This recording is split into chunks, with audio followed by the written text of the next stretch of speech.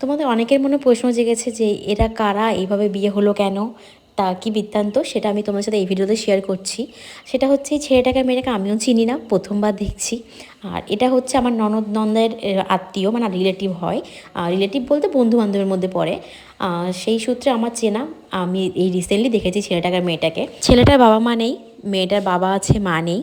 আর ছেলেটা বাইরে কাজ করতো। এদের ফোনে ফোনে যোগাযোগ, ফোনে ফোনে ভালোবাসা, কোনোদিন সামনে দেখা হয়নি, আলাপও হয়নি, সব কিছু ফোনে ফোনেই হয়েছে।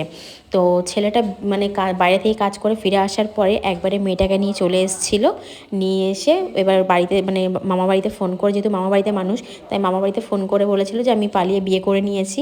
এবার ওরা তখনও বিয়ে করেনি, তা ওরা বলেছিল ঠিক আছে চলে আয়, আমরা আবার তোদেরকে রেজিস্ট্রি করিয়ে বিয়ে দেবো অনুষ্ঠান করে। তো সেই সূত্রে ওরা তো বলে ফেলেছে বিয়ে করে নিয়েছে, তার জন্য ওরা ভাবলো কী করব। তাই আমার নন্দার বাড়ি চলে এসছে, এসে শাড়িটাই কিনে নিয়ে এসছে, মানে ওইটুকুনি সময়ের মধ্যে নিয়ে এসে বলছে যা করে সিঁদুরটা পরিয়ে দিই, আমি আবার কালকের আমাদের বিয়ে হবে। তাই আমার ননদকে বললাম যে ঠিক আছে মেয়েটাকে নিয়ে আসো, আমি শাড়িটাইগুলো পরিয়ে দিই, একটু সাজিয়ে দিই। আর এটা শুনে সব থেকে অবাক হবে যে মেয়েটা প্রথমবার মেকআপ করলো, মেকআপের জিনিস চোখে দেখলো।